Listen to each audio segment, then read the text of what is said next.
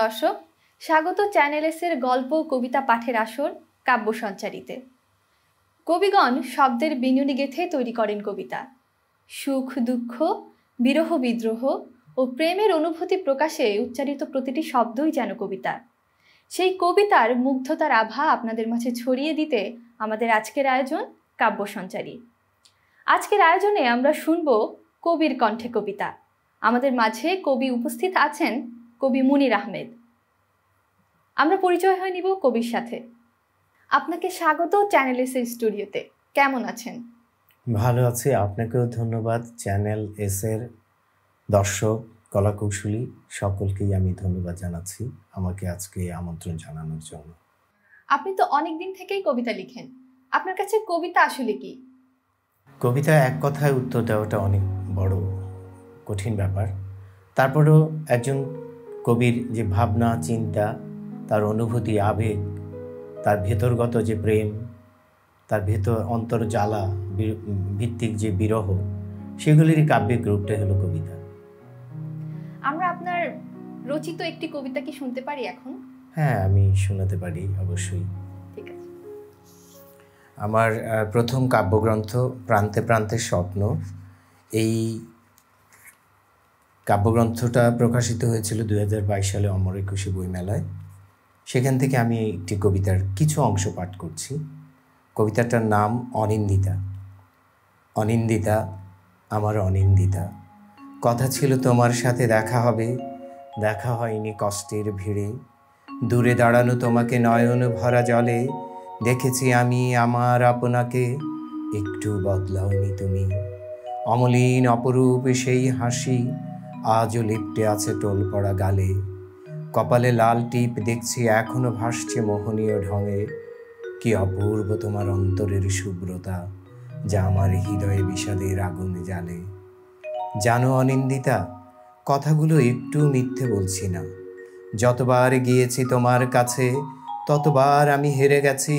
বলতে পারিনি তোমাকে, দেখাতে পারিনি কি ব্যথা বুকে, কি যন্ত্রণা নিয়ে আমি ঘুরি, কি আমার চাওয়া। আমি জানি তোমার হয়নি কোনো ক্ষতি। দুঃখের দহনে জ্বালিয়ে পুড়িয়ে লণ্ড ভণ্ড করে দিয়েছে আমার অন্তর্ভূমি। শরতের আকাশ ভরা স্নিগ্ধ আলো আমার মন ভোলাতে পারিনি। সাগরের নোনা জলে ডুব সাঁতার খেলে আমার প্রশান্তি মিলেনি। বাস্তবে আমি তা একটুও চাইনি, চেয়েছি তোমাকে। বাহ, বেশ সুন্দর একটি কবিতা, মন্ত্রমুগ্ধ হয়ে শুনছিলাম। Thank you. কৌতূহলী মনে একটু জানতে চাচ্ছি আপনার কবিতা লেখার শুরুটা আসলে কিভাবে?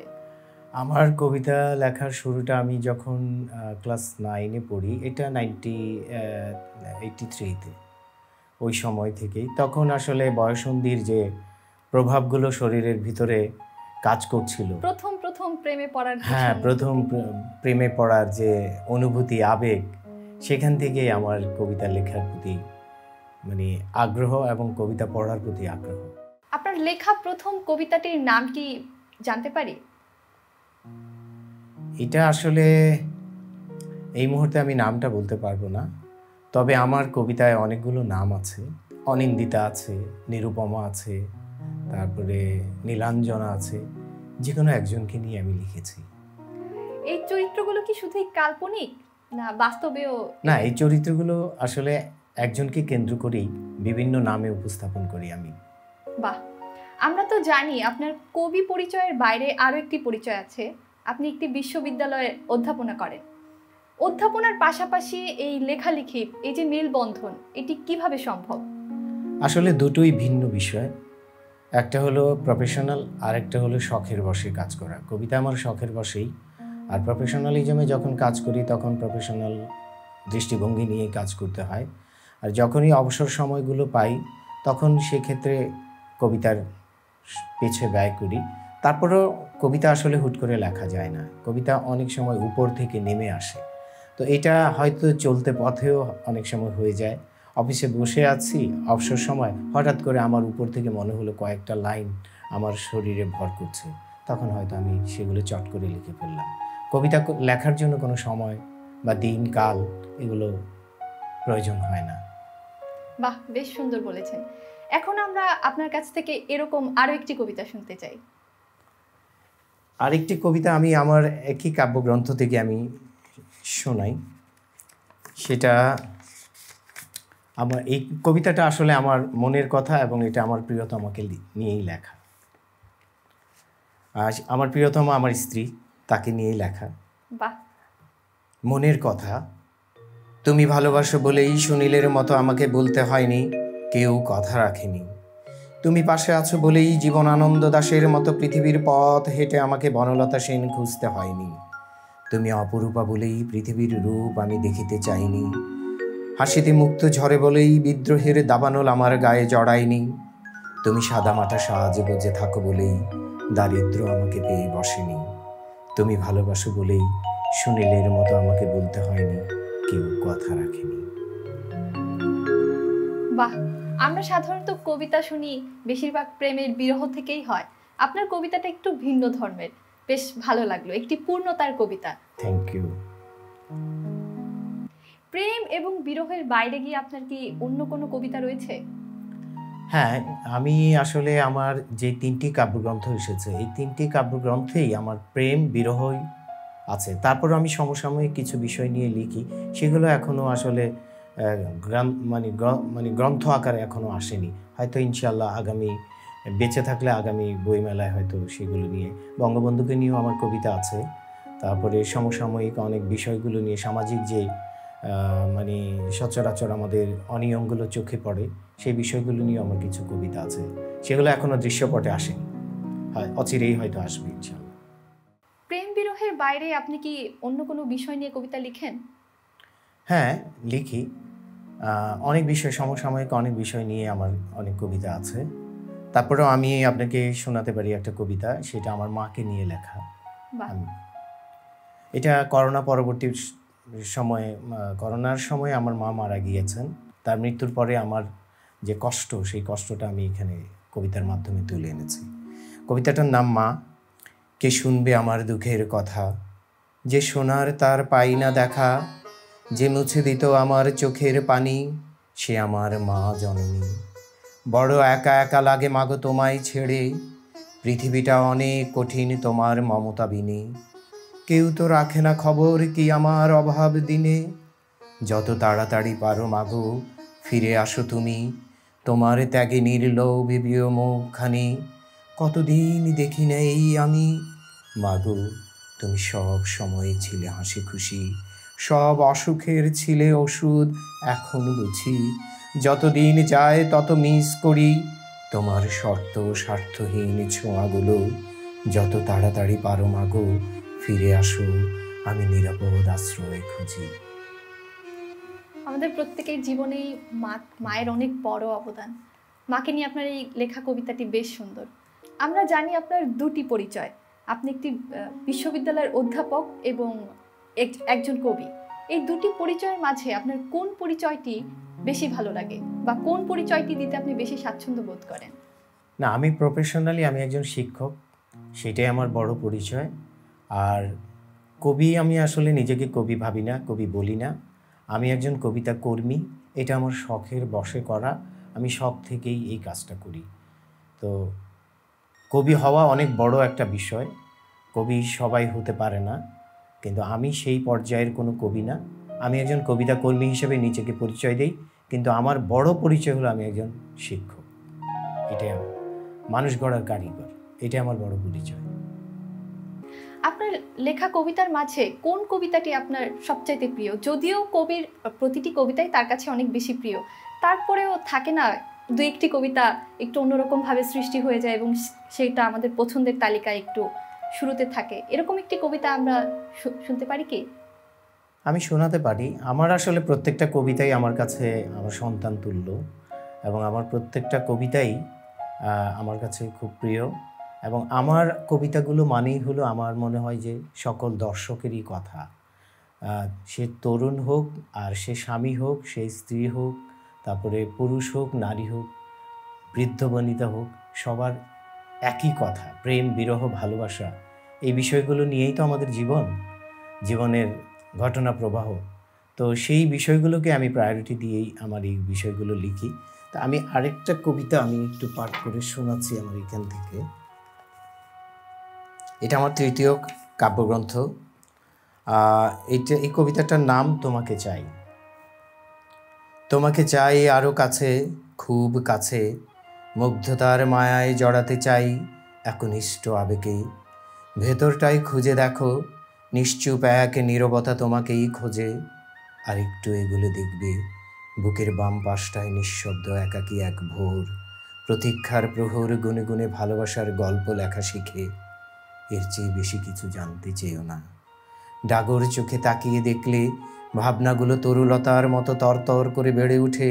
স্বপ্নীল এক ঘুরে থাকি তখন, ক্রমে নির্ভরতা বাড়ে। বিশ্বাস আর অধিকার জমাট বাঁধতে থাকে আঙুলে আঙুলে। প্রশ্রয় আর আশ্রয়ে মোহনীয় মমতা গাঢ় হয়ে উঠে বুকের জমিনে। মনের মধ্যে অদ্ভুত এক শিহরণ হয়, তখন বেসামাল হয়ে উঠি। আড়ালে লজ্জা ডেকে রাখি, ধরা দিবে বুঝি। প্রতিদিন একই পথে হাঁটি, একই ধ্যানে থাকি। গলির চায়ের দোকানে একই সময়ে বসি, একই কাপে একই রঙের এক কাপ চা চুমুকে চুমুকে চেখে দেখি। ওষ্ঠে লাগে না কোনো স্বাদ। দিন শেষে কেন যেন মনে হয় অবিরত প্রতীক্ষার ভার অনেক ভারী।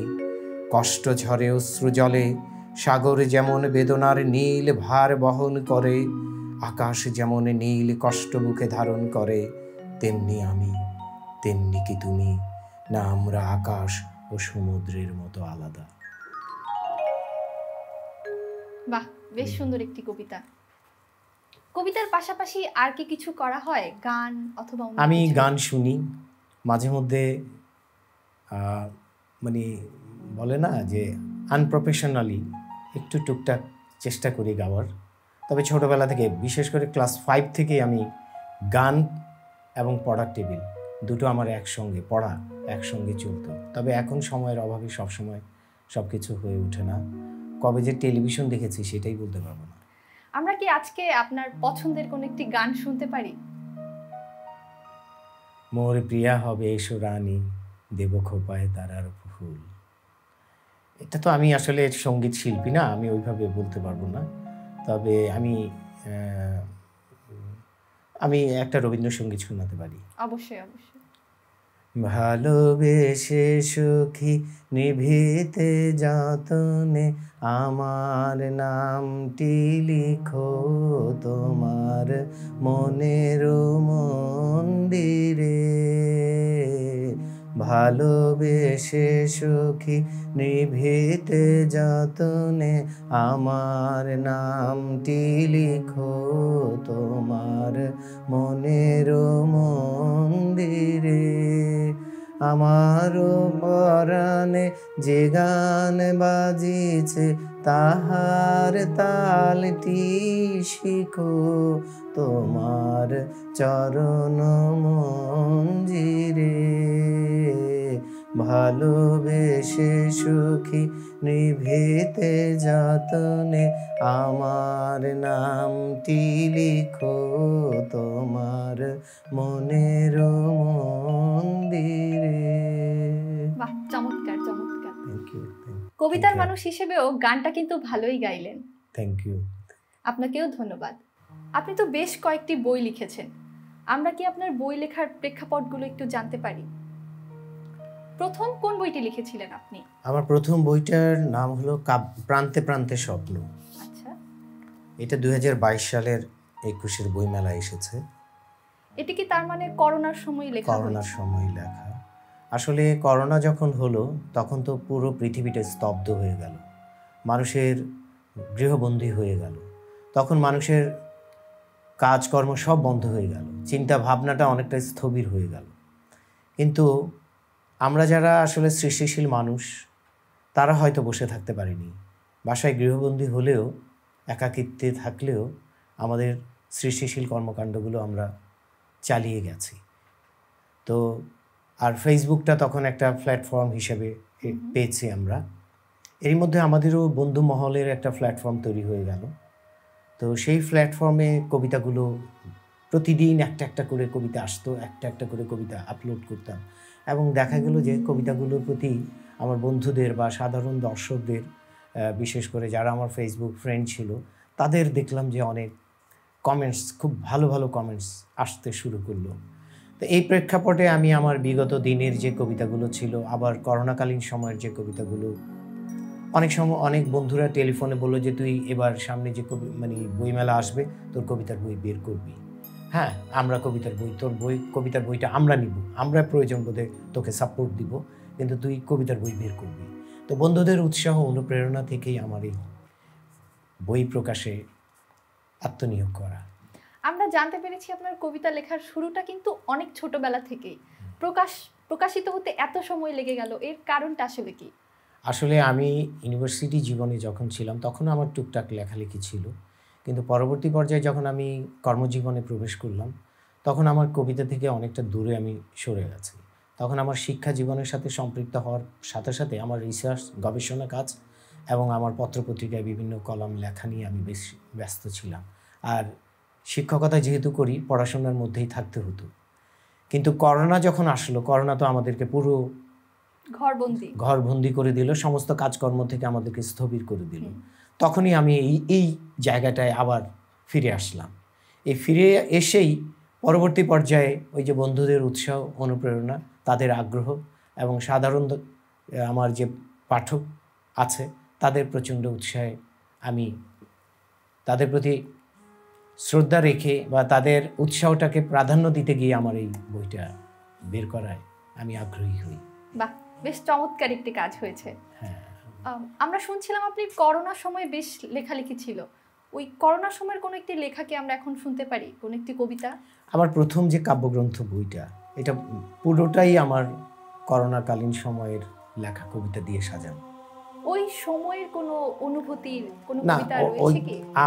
আমি তো ওই বললাম যে আমার কবিতাগুলো আমি প্রেমের কবিতার মধ্যে আমি সীমাবদ্ধ রেখেছিলাম, কিন্তু করোনাকালীন যে সময়ের যে কবিতাগুলো সেগুলো তো প্রেক্ষাপটকে কেন্দ্র করে, সেই প্রেক্ষাপটগুলো আমি এখনো দৃশ্যপটে আনিনি, হয়তো অচিরে আসবে। আবারও বলি, আপনার দ্বিতীয় কাব্যগ্রন্থ কোনটা?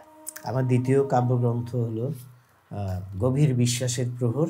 এটা 2023 সালে বের হয়েছিল। এই কাব্যগ্রন্থটি আমাদের দেশ পাবলিকেশনস থেকে প্রকাশিত হয়েছে। দেশের যে 10 জন সেরা বেস্ট সেলার ছিল তার মধ্যে আমি ছিলাম পঞ্চম। এই বইটি পঞ্চম, বেস্ট সেলিংয়ের মধ্যে পঞ্চম স্থান দখল করে এই বইটি। বাহ, তাহলে তো এই বইটি বেশ জনপ্রিয়। আপনার এই জনপ্রিয় বইটি থেকে কি আমরা একটি কবিতা শুনতে পারি? হ্যাঁ, আমি শোনাতে পারি। কবিতাটার নাম বিদায় মালিনী। বাহ। মালিনী, আমি তো বেশি কিছু চাইনি, শুধু ভালোবাসতে চেয়েছি। তোমাকে পাওয়ার জন্য পুরো পৃথিবী তন্ন তন্ন করে খুঁজে 108টি নীল পদ্ম জোগাড় করে এনেছি। ইচ্ছে ছিল হৃদয়ের অন্তপুরে শৌখিন তুলিতে তোমার একটি ছবি আঁকবো, অঙ্কিত ছবি মনের দেয়ালে চিরদিনের জন্য শোভিত করে রাখবো। আমি পারিনি, পারতে দাওনি। তোমার তীব্র আপত্তির মুখে সেদিন ভালোবাসার দাবি প্রত্যাহার করে নিতে বাধ্য হয়েছি। কবির বাসনাকে তুমি দুমড়ে মুচড়ে ভেঙে দিয়েছ। কবি নীরবে ব্যথাগুলো সয়ে সয়ে বড্ড ক্লান্ত। তোমার কাছে আর আসবে না। বাঁকা চোখে তাকিয়ে তার করুণ পরিণতি আর তোমাকে দেখতে হবে না। বিরক্তিকর হাসি হয়তো আর তোমার ঠোঁটের আগায় কখনো ফুটবে না। আমি সরে এসেছি মালিনী, সরে এসেছি। ভুলে যাব, সব ভুলে যাব। শুধু অনুরোধ, দুঃখের নীল আসমানটায় তুমি ভাগ বসিও না। ওটা আমারই থাক। আমার বেদনারা বাঁচুক, হাঁপ ছেড়ে বাঁচুক, স্বাধীন সত্তা নিয়ে বাঁচুক। তোমার জীবনে শান্তির পরশ নামুক। বিদায় মালিনী, তোমাকে বিদায়, বিদায়, বিদায়। বাহ, তোমাকে চমৎকার। এই কবিতাটা শুনেই বুঝতে পারছি এই বইটি আসলে কেন এত জনপ্রিয় হয়েছিল। আসলে এই জনপ্রিয় বইটি থেকে আমরা আরো একটি কবিতা শুনতে চাচ্ছি। এই কবিতাটা এত সুন্দর ছিল। কবিতার নাম নোনা কবিতা। একটু একটু করে হৃদয়ের কষ্টগুলো বড় হচ্ছে। তাদের ভাবটা এমন যেন বনেদি ঘরে জন্ম নিয়েছে। নোনা জলে ভিজে বেদনাগুলোয় মরিচা পড়েছে। তাতে মনের জিডিপির 33% ক্ষতিগ্রস্ত হয়েছে। বুকের ভেতর হাত রেখে বুঝলাম বিশ্বাস ভেঙে গেছে সেই কবে। টের পাইনি আবেগের তোড়ে। অবশেষে আবেগও পালালো নিজের ঘরে তালা ঝুলিয়ে দিয়ে। চিবুক ছুঁয়েছে জল, স্মৃতির উপর জড়ো হয়েছে রাশি রাশি ধুলোবালি। মনের সৌন্দর্য ফিকে হয়ে আছে বয়সের ভারে, একটু একটু বিশ্বাস বেঁচে আছে চোরাবালু চরে। বাহ, বেশ সুন্দর। আমরা তো জানি ব্যক্তি জীবনে মানে আপনার প্রেমিকাকে আপনি পেয়েছেন, তো এটা তো একটু বিরহের কবিতা। এই কবিতাটা আসলে কি ভেবে লিখেছিলেন? আমি প্রেমের কবিতায় অভ্যস্ত ছিলাম, কিন্তু আমার বন্ধুরা আমাকে বলতো বিরহ তুলে আনতে হবে। তারপরে আমি নিজের ভেতরেই একটা বিরহ তৈরি করেছি। এটা আমার মানে প্রেমিকাকে আমি ফেলে দেইনি, প্রেমিকাকে রেখেই আমি আমার ভেতরে অন্তর্নিহিত গভীরে আমি একটা বিরহ তৈরি করেছি। সেই বোধ, সেই চেতনাটাকে ধারণ করে আমি এই বিরহের কবিতাগুলো লিখছি। বাস্তবে কিন্তু আমি বিরহ না, আমি ভালোবাসার কবি, প্রেমের কবি। আপনি তো আসলে প্রেমের কবি। বিরহের ক্ষেত্রে আমাদের কোন কবির লেখা আপনার বেশি পছন্দের? না, সব কবি লেখাই আমার পছন্দ তালিকায় আছে, তবে আমি রুদ্র মোহাম্মদ শহীদুল্লাহর কবিতাটাকে অনেক বেশি প্রায়োরিটি দেই। তারপরে রবীন্দ্রনাথের যে বিরহের যে কবিতাগুলো আছে সেগুলো আমার কাছে অনেক ভালো লাগে। সেক্ষেত্রে রবীন্দ্রনাথের এমন কোনো কবিতা কি আছে যেটি আপনার অনেক বেশি পছন্দের, বা যে কবিতাটা পড়ে আপনি অনুপ্রাণিত হয়েছেন বিরহের কবিতা লেখার জন্য? হ্যাঁ, ওনার যে শেষের কবিতা, যে উপন্যাসটা আছে, সেখানকার যে কিছু লাইন আমাকে, কালের যাত্রার ধ্বনি শুনিতে কি পাও, তারি রথে নিত্য উধাও, জাগাইছে অন্তরিক্ষে হৃদয় স্পন্দন, চক্রপৃষ্ঠে আধারের বক্ষ ফাটা তারার ক্রন্দন, ওগো বন্ধু সেই ধাবমান কাল, জড়ায় ধরিল মোরে ফেলি তার জাল, তুলে নিল দ্রুত রথে দুঃসাহসী ভ্রমণের পথে, তোমা হতে বহু দূরে, মনে হয় অজস্র মৃত্যুরে পার হয়ে আসিলাম। আমরা জানি কবি তার লেখায় তার পছন্দের কবির কিছুটা ছাপ রাখে। এরকম আপনার পছন্দের কোনো কবিতার মানে ছাপে কি আপনার কোনো লেখা আছে? হ্যাঁ, রবীন্দ্রনাথের এই কবিতাটাকে দিয়েই আমি একটা কবিতা লিখেছি। বাহ, আপনার কবিতা শুনতে শুনতে আমরা চলে এসেছি অনুষ্ঠানের একদম শেষ পর্যায়ে। আপনার কবিতা শুনতে শুনতে বিদায় নিব। এ পর্যায়ে আমি দর্শকদের কাছ থেকে একটু বিদায় নিয়ে আসছি। দর্শক, আপনারা এতক্ষণ উপভোগ করছিলেন চ্যানেল এস এর নিয়মিত আয়োজন কাব্য সঞ্চারী। আজকে আমরা শুনলাম কবির কণ্ঠে কবিতা। এ পর্যায়ে বিদায় নিচ্ছি, পরবর্তী অনুষ্ঠান দেখার আমন্ত্রণ জানিয়ে। শুনবো আপনার শেষ কবিতাটি। এই কবিতাটা কবি রবীন্দ্রনাথ ঠাকুরের শেষের কবিতা উপন্যাসের যে শেষ অংশের লাবণ্য যে লেখাটা, সেখান থেকে আমার এই লেখাটা প্রথম ও শেষ চিঠি। কখনো চিঠি লেখা হয়নি, জীবনে একবারই লিখেছি, তাও অনেক ভেবে শুধু তোমাকে। ওটাই আমার লেখা প্রথম ও শেষ চিঠি।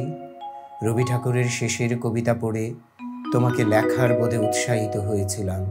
কি দারুণ ভাষায় লাবণ্য অমিতকে চিঠি লিখেছে শেষের কবিতায়, পারলে একবার পড়ে নিও। কালের যাত্রার ধ্বনি শুনিতে কি পাও, তারি রথে নিত্যই উধাও, জাগাইছে অন্তরিক্ষে হৃদয় স্পন্দন, চক্রে পিষ্ট আধারের বক্ষ ফাটা তারার ক্রন্দন, ওগো বন্ধু সেই ধাবমান কাল, জড়ায় ধরিল মোরে ফেলি তার জাল, তুলে নিল দ্রুত রথে দুঃসাহসী ভ্রমণের পথে, তোমা হতে বহু দূরে। কি দারুণ আবেগ মিশ্রিত প্রাঞ্জল ভাষা, তাই না? আমার সেই ক্ষমতা নেই, সেই ভাষা জ্ঞান নেই, তেমন আবেগ মিশ্রিত শব্দের ভাণ্ডারও দখলে নেই। এই চিঠিখানা খুবই সাদামাটা, যদিও রবিদার লেখা থেকে অধিকাংশ চরণ ধার করা। চিঠির ভাষাগুলো লাবণ্যের, যা অমিতকে লেখা, কিন্তু ওগুলো যে আমারও মনের কথা, যা তোমাকে বলা।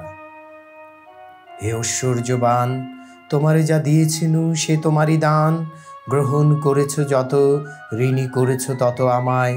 হে বন্ধু, বিদায়। একটা শেষ অনুরোধ করি, শেষের কবিতায় লাবণ্যের লেখা চিঠিখানা যখন পড়বে, ভেবে নিও তার প্রতিটি চরণের কথা, আমারই অনুভূতি, তৃষ্ণার্ত আবেগের ব্যথা, যা তোমাকে লেখা।